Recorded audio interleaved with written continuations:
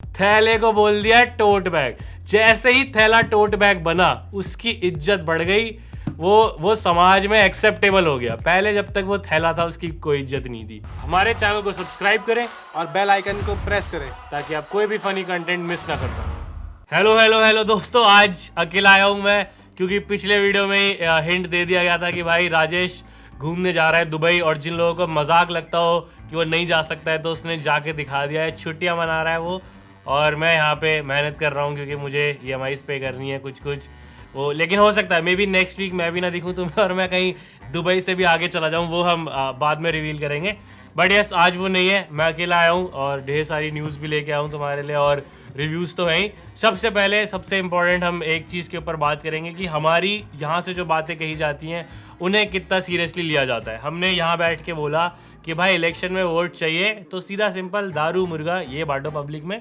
मुर्गे की उतनी बात नहीं की थी हमने, बट दारू के साथ वो भी ज़रूरी होता है, और ये तेलंगाना में करके दिखा दिया है। लेजिट वीडियो सामने आया है जहाँ पे इलेक्शन के टाइम पे दारू और मुर्गा, जिंदा मुर्गा बांटा जा रहा है। ये भी नहीं कि कोई रेसिपी उन्होंने बना दी हो, भाई किसी को कैसे अच्छा लगता है, किसी को कैसे अच्छा लगता है, तो वो जिंदा मुर्गा दे रहे हैं कि जाओ अपने हिसाब से पकाओ। अब अगर कोई एनिमल लवर भी है तो वो भी उस मुर्गे को लेके जा सकता है कि आई रेस्क्यूड अ मुर्गा, मैं एक को बचा के ले आया। ये हो सकता है कट जाता है, किसी की प्लेट में चला जाता, बट मैं इसे रेस्क्यू करके ले आया। और दारू तो सब में बटी रही है।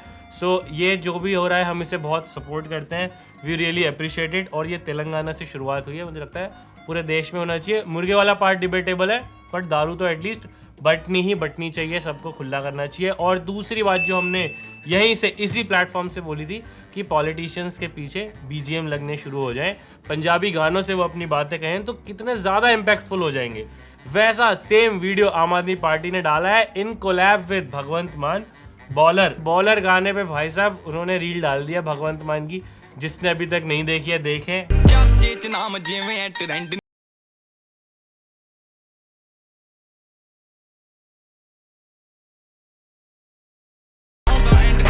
इसमें एक लाइन आती है जो मुझे पर्सनली बहुत ऑफेंसिव लगी। उसमें वो बोलता है वेरी रखे ऐसे कुछ, जिसका मतलब है कि दुश्मनों को घुटने पे बिठा दिया, और वहाँ मोदी जी की फोटो लगा रखी है उसने। मोदी जी लास्ट घुटने पे बैठे होंगे योगा करने के लिए, मैक्स टू मैक्स।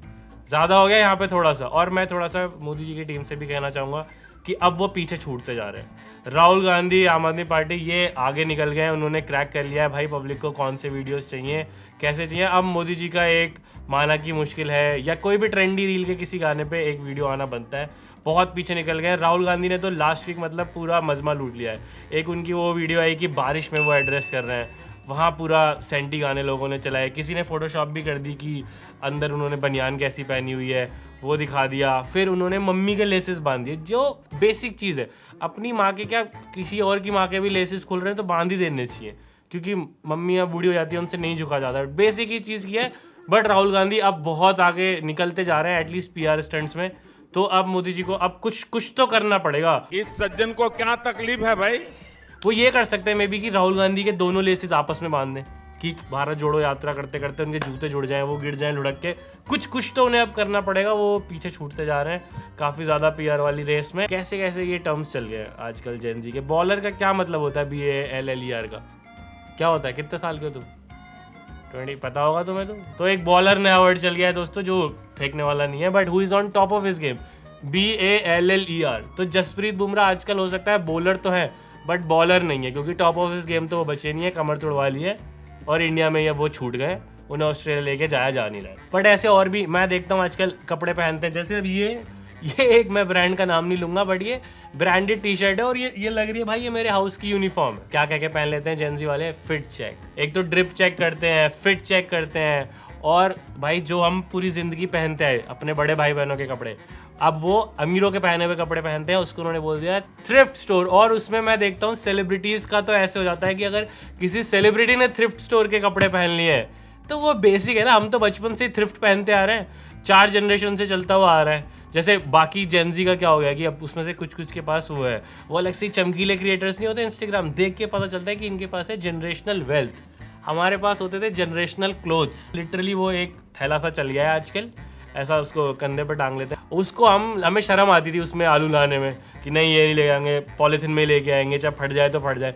आजकल उसे ऐसे प्राइड के साथ लड़के यहाँ ऐसे टांगते हैं और बस नीचे उन्हें लिखना होता है वो fit check, drift check, vibe check, जो भी 3-4 चीज़ें चेक करते हैं साले, और वो स्पार्कलिंग वाली इमोजी बना देते हैं। तुरंत बढ़िया लगने लग जाता है वो थैला। थैले को बोल दिया टोट बैग।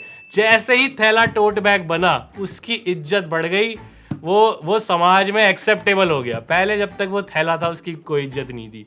आलू प्याज उसमें सड़ते रह जाते थे, टोकरी तक नहीं आते थे, उसी में रह जाते थे। लेकिन जैसे ही वो अपग्रेड हुआ टोट बैग, वो थैलों की भी बातचीत होती होगी, वहाँ ऊपर टंगे रहते होंगे किसी खुंटी पे, और वो नई जनरेशन वाला अपने बाप को गालियाँ दे रहा है कि पापा आप में तो आलू प्याज ही आते रहे पूरी ज़िंदगी, मैं फैशन इन्फ्लुएंसर के कंधे पे टंग के जाता हूँ, मेरे को इधर टांग के फोटो डालता है ड्रिफ्ट चेक की, आलू प्याज से ज़्यादा आया आप में कुछ भी। अब बात करते हैं फिल्म की। इस हफ्ते मैंने लाइफ में पहली बार एक non Hindi non English movie theatre में जाके देखी, सिर्फ सबटाइटल के भरोसे। सबटाइटल वाली फिल्में यूजुअली मैंने फ़ोन, टीवी, लैपटॉप पे देखी है घर में कि यार कुछ छूट जाए तो पीछे कर लो, बट फ़ोन जेब में रख के पूरे 2.25 घंटे पूरा ध्यान स्क्रीन पे लगा के मैंने देखी कंटारा। अब शायद मैं इसको गलत प्रोनाउंस कर रहा हूँ, कंटारा जो भी बोलना है, बट KANTARA ये इस फिल्म का नाम है। मैंने ये पहली बार लाइफ में सिर्फ सबटाइटल्स के भरोसे एक non Hindi non English film देखी, और first word that I have to say about this film is that कि मुझे आ गया भाइयों भयंकर मज़ा। फिल्म के लीड रोल में है इस फिल्म के राइटर डायरेक्टर ऋषभ शेट्टी। ये 3 शेट्टी बहुत खतरनाक आए हैं, मैंने तीनों की एक फिल्म देख डाली है, रक्षित, ऋषभ और राज। ऋषभ और राज ने पहले बनाई थी GGVV, अब पूरा नाम नहीं लूंगा उसका मैं, शायद गरुड़ गमन वृषभ वाहन, हाँ यही था, वो उन्होंने बनाई है। वो जिसने अभी तक नहीं देखी है वो ZEE5 पे, वो भी देखना। और अब दूसरी उनकी ये वाली मैंने देखी, और रक्षित है जिसने चार्ली 77 बनाई है। ये सारे लोग बेसिकली निकल के आ रहे हैं साउथ ऑफ कर्नाटका से और अलग मचा रहे हैं ये लोग, ठीक है।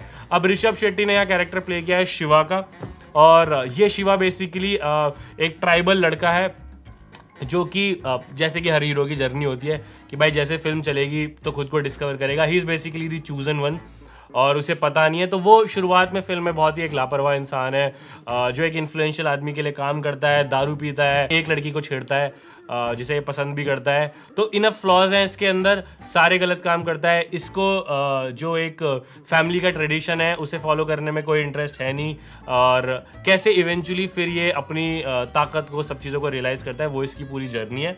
मैं थोड़ा ज़रा पढ़ के बोलूँगा बाकी की कास्ट, क्योंकि बहुत सारे लोगों को मैंने पहली बार ही देखा है। अब ऋषभ को जो लड़की पसंद है लीला, उसका कैरेक्टर प्ले किया है सप्तमी गौड़ा ने। ये बेसिकली ये भी एक और ट्राइबल लड़की है, बट इसने ट्रेनिंग की है और ये भर्ती होती है फॉरेस्ट डिपार्टमेंट में।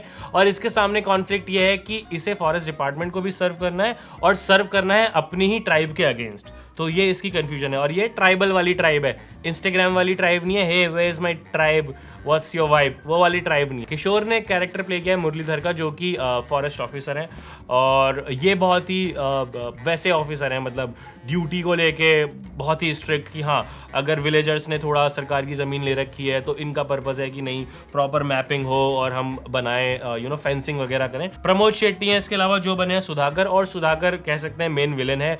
जमींदार हैं ये वहाँ के, करप्ट हैं, सारे गलत काम करते हैं, और ऋषभ का जो कैरेक्टर है शिवा वो इन्हीं को सर्व करता है। इन्हें पोचिंग भी करनी है इलीगल जंगल में, अपनी ज़मीन भी वापस लेनी है इन्हें गांव वालों से। ये करप्ट ज़मींदार हैं बेसिकली, और बहुत सारे दोस्त हैं शिवा के, बुल्ला, रामपा, ये सब कैरेक्टर प्ले किया है शनिल गारू, प्रकाश थुम्मनिड ने। और इन ये सब मतलब जितनी भी कॉमेडी आती है फिल्म के अंदर, ह्यूमरस रिलीफ आती है, वो सब इन्हीं लोगों ने प्ले किया है, और बहुत ही एफर्टलेस लगे हैं कॉमेडी करते हुए। ये विलेजर्स हैं जो एकदम केयर फ्री लाइफ जीते हैं, थोड़ा बहुत एग्रीकल्चर करके कमा लेते हैं, बहुत ज़्यादा सपने इनके नहीं है, मज़े करते हैं लेकिन लाइफ में। और एक सबसे इंपॉर्टेंट कैरेक्टर जो कि शिवा के कज़िन हैं, वो उनका कैरेक्टर प्ले किया है स्वराज शेट्टी ने, वो बने हैं गुरुवा। गुरुवा वो हैं जो एक ट्रेडिशन चलता आ रहा है उसे आगे बढ़ा रहे हैं। पूजा का एक ट्रेडिशन है जिसके बारे में हम आगे बात करेंगे, जो एक बहुत ही इंपॉर्टेंट ट्रेडिशन है जिसकी ये फिल्म बात करती है, भूता कोला। उसमें डेमीगॉड बनना होता है, और जो चूज़ किया जाता है बेसिकली वही बनता है। तो गुरुवा जो है वो बनते हैं उस पूजा के अंदर, वो पूरा भगवान का रूप धारण करते हैं, और फिर उनके अंदर एक अलग तरीके की एनर्जी आती है। वो पूरा एक दिखाया गया है सेलिब्रेशन जो कुछ दिन का चलता है।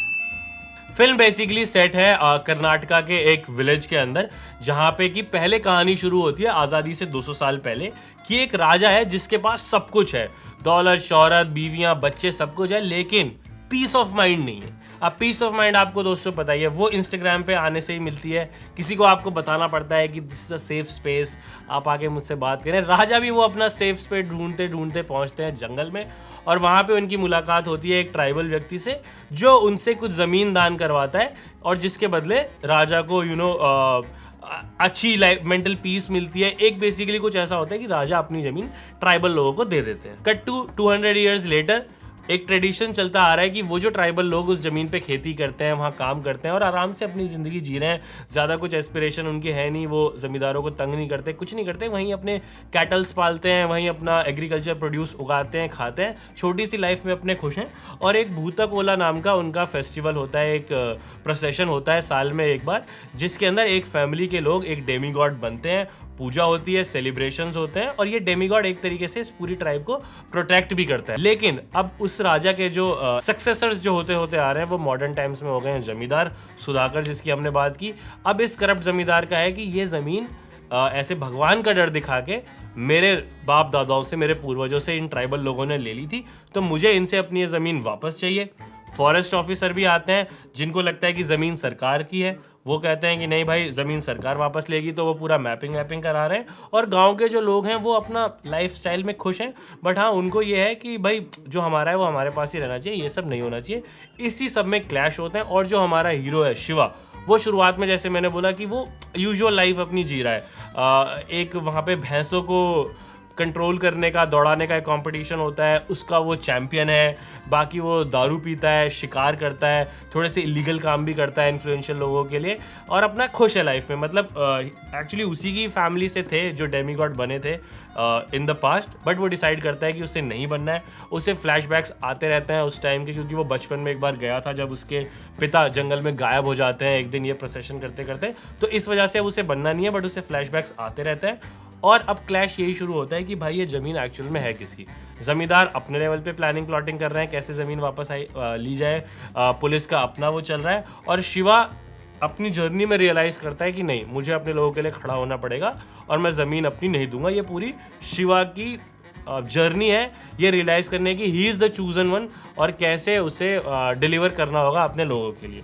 इस जर्नी में उसे प्यार भी होता है एक लड़की से, और वो लड़की जैसा कि मैंने बताया वो फॉरेस्ट ऑफिसर बनती है, ऑफिसर तो नहीं बनती है बट फॉरेस्ट रेंजर्स को ज्वाइन करती है, उसे अपने लोगों के अगेंस्ट ऑपरेट करना है, तो उसके वो कॉन्फ्लिक्ट भी आते हैं। और ये सब कुछ बहुत ही रूटेड तरीके से दिखाया गया है, जो कि मुझे बहुत ही ज़्यादा पसंद आया।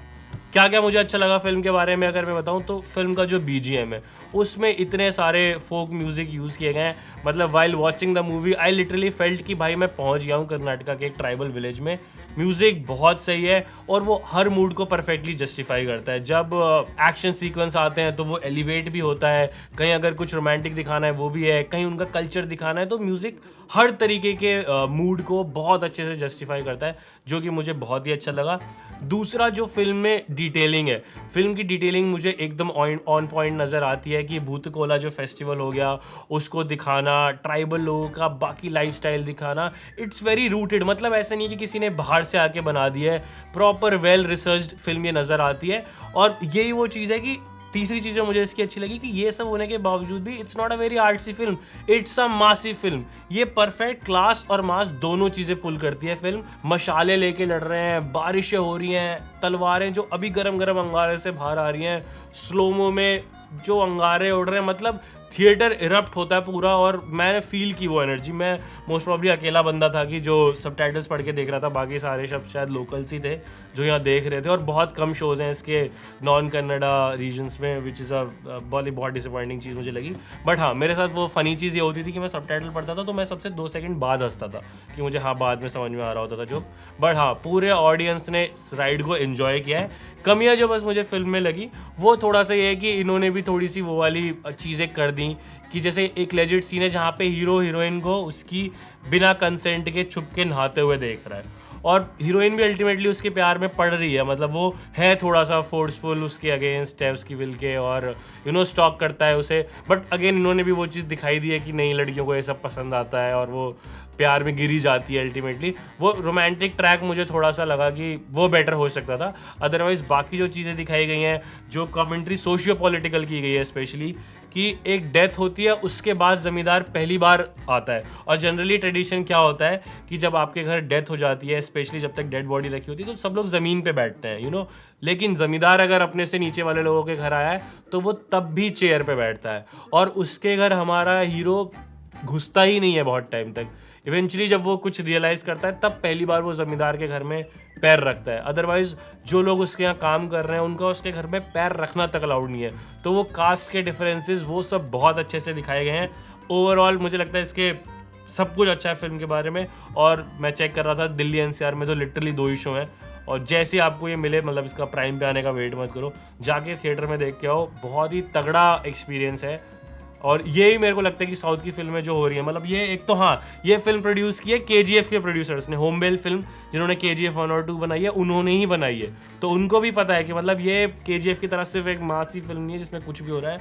It's a very rooted film, and मैं तो स्ट्रांगली रिकमेंड करूंगा कि भाई सब जाके इसको थिएटर्स में ज़रूर देखें। इससे पहले कि मेरी आंखें नम हो जाए राजेश की याद में, थ्रू आउट मुझे अकेले ही बोलना पड़ रहा है, और अभी तो 1-2 बारी और आऊँगा मैं इस वीक, क्योंकि वो पूरे हफ्ते की ही छुट्टी पे है। बट यस, अगर आप लोगों को मज़ा आया भाई ये देख के वीडियो, तो please like he like, share he share, comment he comment, और सब्सक्राइब ही सब्सक्राइब ज़रूर करते जाएं। और भी जो तुमने कमेंट में शोर मचाया था, ये देखो वो देखो, वो सब हमने देख लिया है, उसकी बातें करते हैं नेक्स्ट वीडियोज़ में। सी यू।